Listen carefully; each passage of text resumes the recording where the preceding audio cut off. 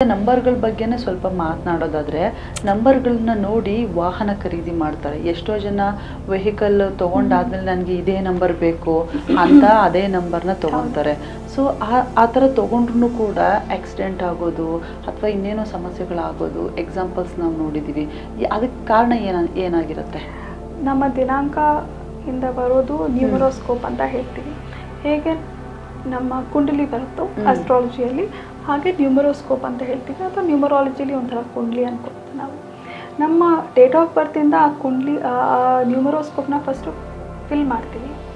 ಅಲ್ಲಿ ನಮ್ಮ ಮೂಲಾಂಕ ಭಾಗ್ಯಾಂಕ ಕ್ಯಾಲ್ಕುಲೇಷನ್ ಬರುತ್ತೆ. ಆ ಎರಡು ಕ್ಯಾಲ್ಕುಲೇಷನ್ದ ಲಕ್ಕಿ ನಂಬರ್ಸ್ ಬಂದು ಅದರಿಂದ ಏನಾದರೂ ಬೇರೆ ನಂಬರ್ಸ್ ಅಲೈನ್ ಆಗಿ ಆ ಗ್ರಿಡ್ಡನ್ನು ಹೊಂದ್ಕೊಳತ್ತಾ ಇಲ್ವಾ, ಇವಾಗ ಮೂಲಾಂಕ ಭಾಗ್ಯಾಂಕಕ್ಕೆ ಆ ನಂಬರ್ ಹೊಂದ್ಕೊಳತ್ತೋ ಇಲ್ವೋ ಅನ್ನೋ ಕ್ಯಾಲ್ಕುಲೇಷನ್ ಮಾಡಿ ಯಾವುದೇ ನಂಬರ್ ಸಜೆಷನ್ ಆಗಿರ್ಬೋದು, ಮೊಬೈಲ್ ನಂಬರ್ ಆಗಿರ್ಬೋದು, ಅಥವಾ ಮನೆ ನಂಬರ್ ಆಗಿರ್ಬೋದು, ಆ್ಯಂಡ್ ವೆಹಿಕಲ್ ನಂಬರ್ ಆಗಿರ್ಬೋದು ಕೊಡುವಂಥದ್ದು. ಅದು ನಮ್ಮ ಪ್ರಾಕ್ಟೀಸ್, ರೈಟ್? ಈ ಪ್ರಾಕ್ಟೀಸ್ನ ಕರೆಕ್ಟಾಗಿ ಅಳವಡಿಸ್ಕೊಂಡು ಹೋದರೆ ಬಹಳ ಕಮ್ಮಿ chances, very minimal chances that ಏನಾದರೂ ತಪ್ಪು ಹೋಗೋಕ್ಕೆ ಸಾಧ್ಯ ಅಂತ.